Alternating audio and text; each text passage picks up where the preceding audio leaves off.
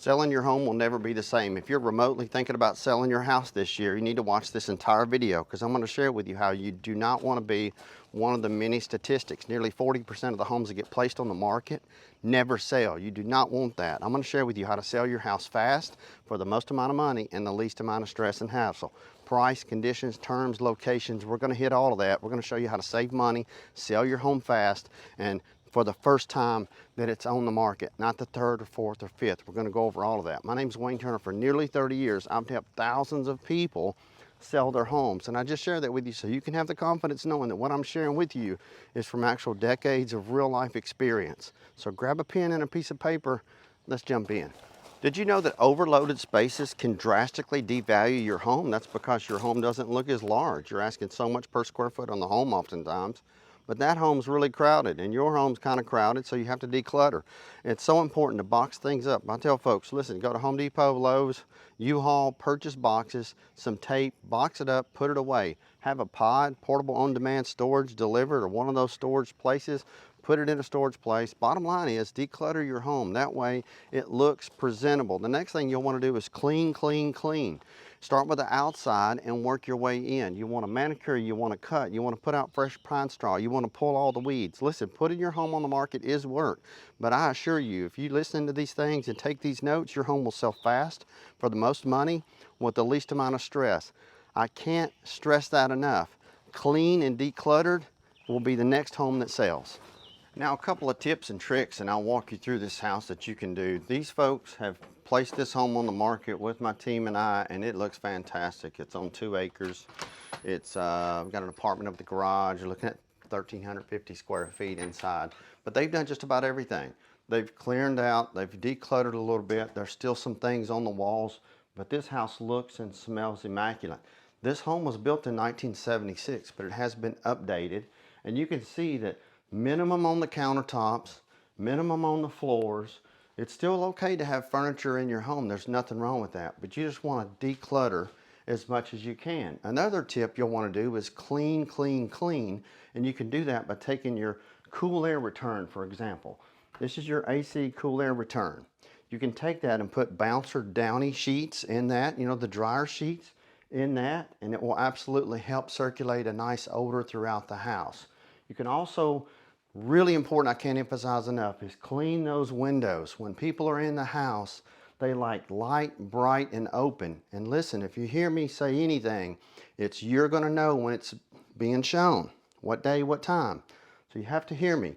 If you know your home is going to be shown that day, you need to make it spotless. You need to make it shine, and you need to open up every single window in the house. Buyers don't want to come into a stale smell. They don't want to come into an enclosed area. You know they're coming. Open up every blind and turn on all the lights. It's not going to cost you that much money to have all your lights on just for one day if it'll make sure your home sells fast. Once everything is clean, you want to look around at high traffic areas, around front doors, back doors, garage doors, anywhere there's a lot of hands and people walking, a lot of high traffic areas. You'll want to get some magic erasers and clean those areas. Or when in doubt, just touch up paint. You'll notice that they did a great job. This is a prime example of people doing exactly what they need to do. Everything is clean, fresh coat of paint. It looks nice and untouched. People want to buy things that are clean and well kept. And you can see this house is just a nice, simple little home. It's got a nice bathroom. It's in great shape. It's super, super clean. It doesn't have, the beds are made. Lord forbid, make your beds. Somebody's going to come look at your house, open up all the blinds, make sure all the lights are on, and it's light, bright, open, and smelling good. After you do that, you're going to want to get the home inspected. I know that sounds crazy, but listen to me. If you will have your home inspected and spend the $400 to inspect it, you know what could possibly kill the transaction, what could possibly make the buyer walk away from purchasing your home. And here's the reason why. If they buy your home, they reserve the right to have it inspected. If they inspect it and there's something wrong and they're a first-time home buyer and that home inspector puts the fear of God in them, they don't buy your house. So you need to address those things. I can't emphasize that. Spend the $400, $500, have the home inspected. Once you have it inspected, fix as many items as you can on that list. And do this. Once it's inspected, once the repairs are done, leave it on the kitchen counter. Show them that you took the liberty to inspect the home, you made the repairs, and leave all the receipts right there. It's also not a bad idea to have your HVAC serviced.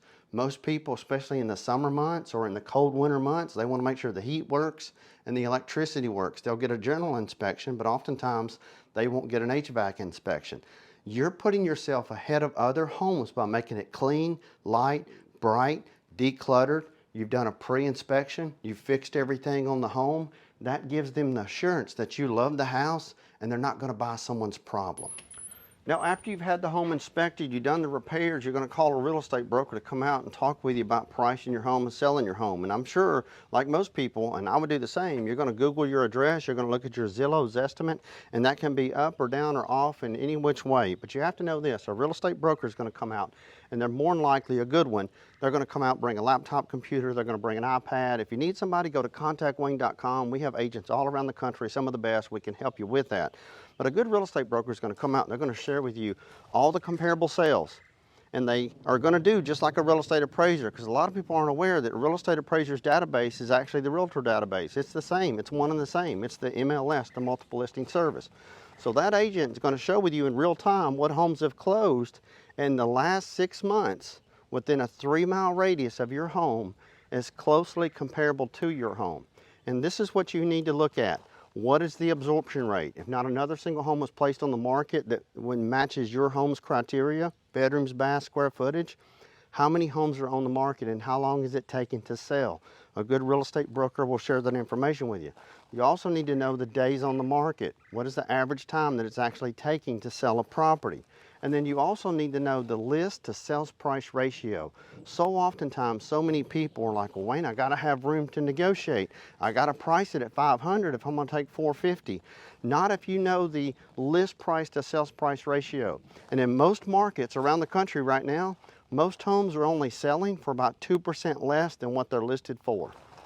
If there's any discrepancy on what you want to sell your home for, the best way to get past that is to have it appraised. Call a real estate appraiser, spend the $400 or $500 to have them appraise the property. They're going to measure it. They're going to give you bedrooms, baths, square footage, all that stuff in a certified document. And they're going to show you the 3 most comparable properties and how they determine the sell price of your home, the value of your home. That way you can put a price on it. Now, it's important to know that once you do that, if you do that, you don't have to do that, but if you do that, you need to print that out and leave it on the kitchen counter, leave it on the kitchen table for the real estate brokers, agents, and home buyers to look at. That way they know and see that this is the true value of the home. We're not trying to market it, overprice it, or oversell it. We're just selling it to you for the value of the home. And look, having that home inspected and fixing any of those things like broken glass, broken windows, anything that's not working to its intended function will ensure that you get the best terms for the house. That means that if an FHA buyer comes along and wants to buy the house, they can get an FHA loan. If it's USDA, it doesn't really matter. Conventional, it doesn't really matter because you've done everything. You've cleaned the windows, fixed broken windows, replaced the roof as needed. Now, one thing to know is oftentimes people don't have the funds to replace a roof that's, say, old on a home. And I always tell folks, it's okay. You can put your home on the market even if you don't have the cash to replace the roof and you know it needs to be replaced. And here's how you do it. You have equity in your home, meaning you've paid the balance down, it's worth more, and you've got money in the home. You can actually say, we're going to replace the roof. If you'll buy my home, we're going to escrow the money. That means that the money is put in escrow. Your equity money that you get, there's going to be money held back in escrow. So the buyer can physically close on your home. You get your check, less the cost to replace the roof. That money's put in the closing attorney's account. The roof gets placed on the home within 30 days, for example, after the buyer has purchased it. Once the roof is complete, they release the money to pay the roofer. You're paid, buyer's happy, and you didn't have to replace a roof before you put your home on the market. Another holdback for a lot of people and for buyers is they need closing costs. And oftentimes sellers say, well, I'm not paying closing costs. Listen, the closing costs are going to run 3.5% of the loan amount. If they buy a $200,000 home, $300,000 home, it's going to run them $6,000, $9,000, $10,000. But you have to understand this, especially if you're in a first-time home buyer price range, and in the United States of America, this sounds crazy to say, but if you're under $500,000, depending on where your home is, you're in the first time home buyer price range. And oftentimes people that buy their first home, one of the hardest things, and you'll probably agree, if so, give me a thumbs up, is to save money. And oftentimes they don't have that money. So here's how it works. If a buyer needs closing costs, it's simply deducted from your net proceeds, just as I mentioned about the roof or paint allowance or anything like that. You can actually escrow that money. You're not giving them money, you're escrowing the money. However, it is okay to offer closing costs. That's something that can be done. It's a legal process where simply you go to closing, it's written in the contract, you're paying closing costs, and it's a means of which to open your home up to a wider market of buyers. If you say, I'm not paying closing costs, and you tell your real estate agent that, and then the contract comes in, and then you're all frustrated. Don't do that, because at the end of the day, if you're selling your home for $300,000, oftentimes you can up the price to say 305 or 304 or 307. It may or may not appraise, but you just really don't know until you agree to pay those closing costs. So never ever let the closing costs get in the way of selling your home. If you're one of these, and maybe you've done this before and you've had it happen where you buy a home or you're selling a home and the home did not appraise. Now, there's a couple of ways to go about that. For one, have it appraised before you put it on the market. That way, if there's any discrepancy, you can show the real estate appraiser, I have an appraisal, what's up, what's the deal? And you have to know this, that if somebody buys your house, they make an offer to purchase it, and it does not appraise, that FHA appraiser stays with that house. That appraisal stays with that house. You can't just go and get it reappraised because they're not going to jive with that. It stays with it for, I believe, 3 months. So you have to know that going in. You also, it's important to know that if it doesn't appraise, then you can come down on price. The buyer can come up and meet you halfway in the middle.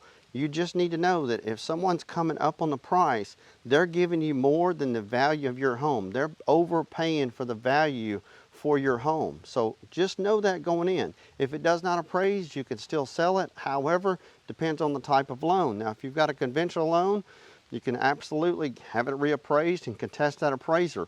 But I've had a lot of them put on the market, not a whole lot, but a lot of them put on the market in 30 years where they simply don't appraise. And it's an appraiser's opinion to value. It's an appraiser's opinion to value. And it's because the banks want to make sure that the buyers don't overspend and they don't overlend. But I can tell you there's been many times where a home didn't appraise and the deal didn't go through, and we put it right back on the market, and another appraiser came along and appraised it, the house sold with no problem. Now I want to touch on a topic that most people aren't aware of, and listen closely. Did you know that you can sell your home with the equity in your home, you can pay off debt, be approved for the new loan, and your approval is based on you not having that debt? I know it sounds confusing, but stay with me here. So you have $80,000 in equity in your home. Let's say you have $30,000 in debt. You no longer want that debt. You're going to take the $80,000 and pay the debt. You're going to take the other $50,000, you're going to put it down on your new home. You get with the lender. If you need help, we can help you there too. Go to contactwayne.com. You can book a call with our team. We can connect you with lenders around the country that can help you with this. It's simply done this way. You get approved for a new home, a new loan, based on not having that debt. If you've got a boat, car, motor home, credit cards, medical bills, student loans, you name it, but you own a home and you have equity, you can get approved for a new loan on a new home. See, a lot of people, it's important to know that for literally 13 years, from 2009 to 2022, mortgage interest rates never went over 5.25%. 67% of the people in America that have a mortgage have less than a 5.25% rate. So if you have a 3% rate and you're thinking, man, I want to sell my house, I got $150,000 in equity. I call it being equity rich, but a little cash strapped. You have equity in your home. You want to take that equity and pay off some bills. You don't want to be in debt. Debt's stressful, right? Give me a thumbs up. You know it is. So you take that equity and you pay off that debt. Here's how it's done. At the closing table, before you get your check, the closing attorney is subtracting the money that you owe on that debt, and they're sending it off to be paid for. The money's coming in from your buyer's lender. That money is there. It's wired to the title company. The title company then takes that money and pays off your debt.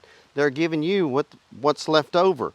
You can literally go that same day or the next day and close on the purchase of your new home.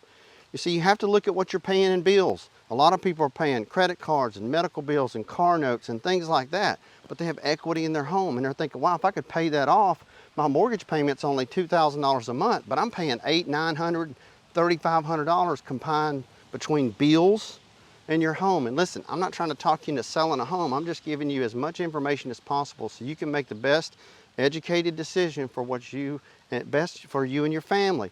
If you have equity in your home and you're paying, you don't want that debt, you can get approved based on that debt not being there. And you're going to pay it off, and it gets done at closing. So you simply move from your house, and you may have a 3.5% rate, and you're getting a 6.5% rate, which is still phenomenal, by the way. People that have been around long enough, a little bit of gray in our beards and wrinkles in our face, you realize 6.5% rate is incredible. It's way better than if you rent and you're paying 100%. So you're taking that equity, you're paying things off, and at the end of the day, you move into a new house, you may have a 6.5% rate.